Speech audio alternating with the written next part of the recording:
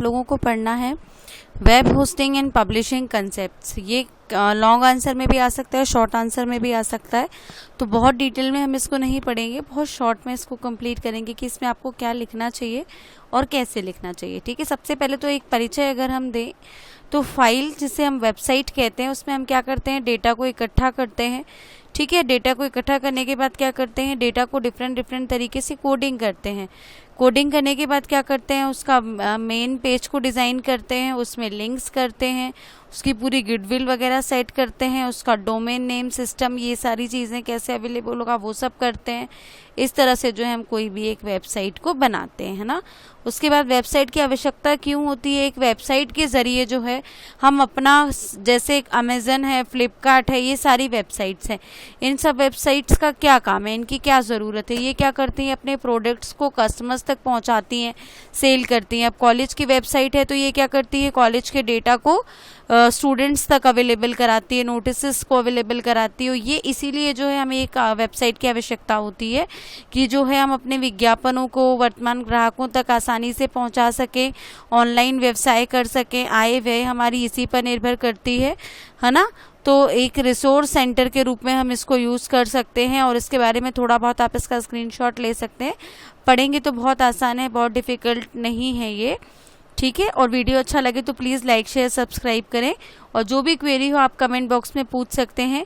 Websites के types अगर हम देखें तो मैंने आपको पिछले वीडियोस में भी, कुछ मेरे वीडियोस हैं जिसमें बताया है कि स्टैटिक और डायनामिक दो प्रकार की वेबसाइट होती है। स्टैटिक वेबसाइट वो होती है जो बेसिकली क्या होती है, स्टेबल या गतिहीन हम इसको कह सकते हैं, जिसमें चीज़ें चेंज हम ज़्यादा नहीं कर सकते हैं, जिसको हम HTML में लिखते हैं। यूनिफॉर्म रिसोर्स लोकेटर इसका फुल फॉर्म होता है ना।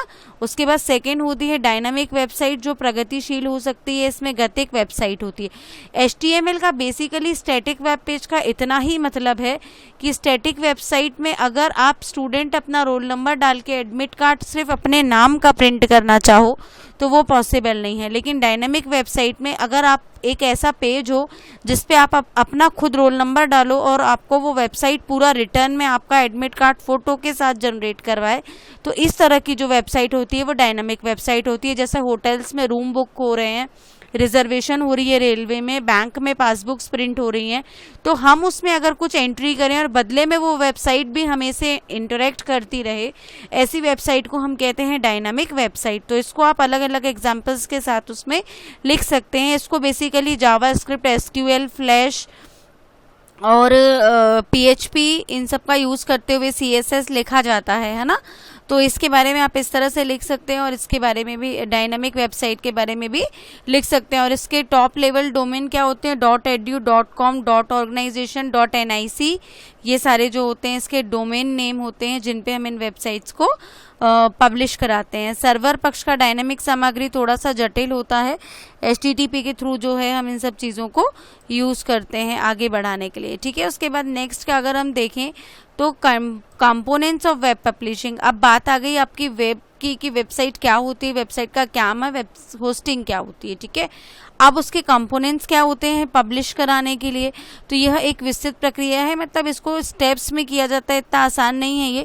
सबसे पहले आप पूरी वेबसाइट को तैयार करिए, कंटेंट तैयार करने के बाद क्या करना है, उसके पूरे पेजेस को तैयार करना है, उसका एक इंडेक्स पेज बनाना है और उसको होस्ट के साथ अपलोड कराना है।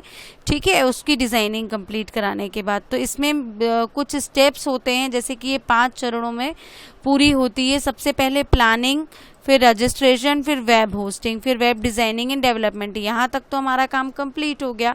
अब हम क्या करेंगे, उस वेबसाइट का प्रमोशन और मेंटेनेंस कराएंगे। प्रमोशन पे वो उसको हम किसी भी एक सर्वर खरीदते हैं और सर्वर के थ्रू उसको अटैच करा देते हैं, जिससे कि वो पब्लिश हो जाती है वेबसाइट। जो है आप गूगल में उसको सर्च करके पूरा देख सकते हैं, और उसका मेंटेनेंस और सर्विस चार्ज हमें समय समय पे देना होता है। तो डोमेन नेम क्या है, एक ऐसा नेम है जिसके थ्रू जो है हम रजिस्ट्रेशन कराते हैं। फिर डोमेन नेम हमें मिलता कैसे है, डोमेन नेम जो है हमें अपना एक प्रपोजल बनाना पड़ता है पूरी वेबसाइट के साथ, और जो भी सर्वर है उनको हमें देना पड़ता है वो सारी चीज़ें। फिर वो हमें बताते हैं कि आपकी ये संस्था है, इस संस्था को ये डोमेन नेम मिलता है, तो उस तरह से जो है हमें डोमेन नेम ले सकते हैं। फिर अपने वेबसाइट का नामकरण करेंगे।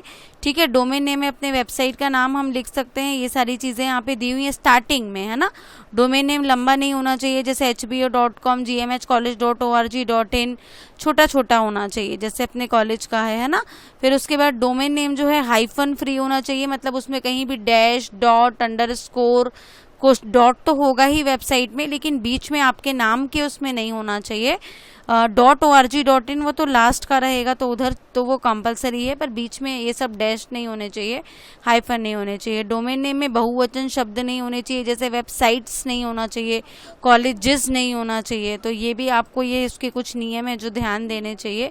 डोमेन नेम पे रजिस्ट्रेशन कराना होता है सबसे पहले, तो आप इसका स्क्रीनशॉट ले लीजिए, आप इसको डिटेल में वहाँ पे लिख लीजिए कि किस तरह से हम डोमेन नेम जो है परचेज करते हैं। ठीक है, परचेस करने के बाद उसका होस्ट चुनते हैं और अकाउंट के लिए उनके साइन अप करते हैं। साइन अप करने के बाद हम क्या करेंगे, उसकी वेब की होस्टिंग करेंगे। अब वेब होस्टिंग में क्या करते हैं, जैसे ही हमारा वेब डिज़ाइनिंग का काम पूरा हो गया, अब हम अपनी साइट को होस्ट कराएंगे। होस्ट कराना पब्लिशिंग का एक मेन हिस्सा होता है। ठीक है, जैसे सड़क पर यात्रा के दौरान हमें कोई समस्या ना पैदा, उसी तरह से जो है हम उसको यूज़ करते हैं। ठीक है, उसके बाद नेक्स्ट क्या हो गई आपकी टाइप्स ऑफ वेब होस्टिंग। ये निःशुल्क भी हो सकती है, पेड भी हो सकती है। तो इसके दो प्रकार हैं, किस तरह से ये होती है, इसमें कौन कौन किस प्रकार की अनुमतियां मिल सकती हैं हमको, फिर किस वेब सर्वर के थ्रू हमें ये पब्लिश करानी है, वो वेब सर्वर हमें चूज़ करना होता है। ये सबसे बड़ी चुनौती होती है हमारे लिए कि हमारे वेबसाइट हैक ना हो जाए, ये ना हो जाए। उन सबको देखते हुए बहुत आसानी से विश्वसनीयता को ध्यान में रखते हुए हमें ये चीज़ करनी होती है। फिर एक अच्छा वेब होस्ट चुनिए और उसके बाद क्या कराइए, FTP के एक्सेस कराइए। FTP के एक्सेस कराने के बाद क्या कराइए, उसको आप क्या करा दीजिए, उसको पब्लिश करा दीजिए। बस इतना सा ही है आपका। आप सर्वर से किसी भी वेबसाइट को जब अटैच कर लेते हैं तो वो सर्वर पे आपको पेमेंट करनी होती है और वो सर्वर के थ्रू ही वो वेबसाइट चलती है। उस प्रोजेक्ट को एडिट आप करते हैं पर वो चलती हुई सर्वर के थ्रू है, जो गूगल पे इजीली आपको डेटा सर्च करने पे उस वेबसाइट का दिखाई देता है।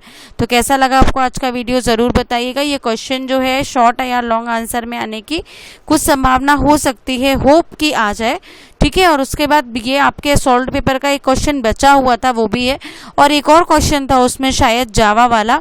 तो मैं चलिए वो भी स्टार्ट आपको बता देती हूँ कि जावा वाला जो आपका क्वेश्चन है, जावा लूप जो है आपका, है ना, तो वो उसको भी हम सॉल्व करने की कोशिश करते हैं इसी वीडियो में। बहुत छोटा सा है वो भी, तो ज़्यादा टाइम नहीं लेते हुए मैं, क्योंकि आपका एग्ज़ाम बहुत जल्दी है, बहुत जल्दी इसको कवर करती हूँ। वीडियो को लाइक शेयर सब्सक्राइब ज़रूर करें और कुछ ना कुछ कमेंट बॉक्स में प्लीज़ कुछ ना कुछ ज़रूर लिखें। सिर्फ एक स्माइली ही डाल दें उसमें, तो भी मेरे लिए बहुत मुझे मोटिवेशन मिलेगी इस चीज़ से। ठीक है, लूप स्टेटमेंट जो होती है ये C++ हर प्रोग्रामिंग लैंग्वेज में होती है। लूप क्या होता है, कमांड्स का एक सेट होता है जो कंटिन्यू चलता रहता है और हमारे दी हुई कंडीशंस के अकॉर्डिंग चलता है। उसमें हम कई तरह के लूप्स का यूज़ कर सकते हैं, पर आपके लास्ट एग्जाम में फॉर स्टेटमेंट आया था, तो मैं फॉर स्टेटमेंट ही आपको एक बार बता देती हूँ कि इसको प्रोग्रामिंग में किस तरह से लिखा जाता है। ठीक है, हेड जो सेक्शन है आपका बॉडी के बाद हेड वाला, उसी के अंदर जो है हम क्या लिखते हैं, स्क्रिप्ट लिखते हैं, है ना। तो इसमें हेड की जगह हमने पूरी स्क्रिप्ट की कोडिंग लिख दी है, जिसमें हमने ये फॉर लूप का एक ही लाइन का यूज़ किया है। Script type equals to JavaScript, ये तो आपको पता ही है। स्लैश स्क्रिप्ट भी पता है। डॉट डॉट राइट में आप यहाँ पे कोई भी एक अपने प्रैक्टिकल की लाइन लिख लेंगे तब भी चल जाएगा। और स्लैश बॉडी स्लैश HTML ये सब आप अब एक्सपर्ट हो चुके हैं करते करते, है ना। बस आप एक ये लाइन ध्यान रखिए जो फॉर लूप की है, आपको ये लिखनी है। इसी में आपको पूरे नंबर मिल जाएंगे कि i=0, i=5 या 4 कुछ भी लिख दीजिए, i++ लिख दीजिए, i- लिख दीजिए, कोई फर्क नहीं पड़ता है। पर ये जो सिंटेक्स है इसका कि ये करली ब्रैकेट ओपन, करली ब्रैकेट क्लोज, इसके बीच में कोड, ये आप अगर सही लिखेंगे तो आपको पूरे नंबर इजीली मिल जाएंगे। और बहुत सारे लूप इसी तरह के होते हैं इसमें, है ना। तो कैसा लगा आपको आज का वीडियो ज़रूर बताइएगा। लाइक शेयर सब्सक्राइब ज़रूर करें और आप इसको नेट पे सर्च करके इसकी इफ एल्स कंडीशन का प्रोग्राम भी ज़रूर देख लीजिएगा, क्योंकि वो भी संभावना हो सकती है कि आ जाए।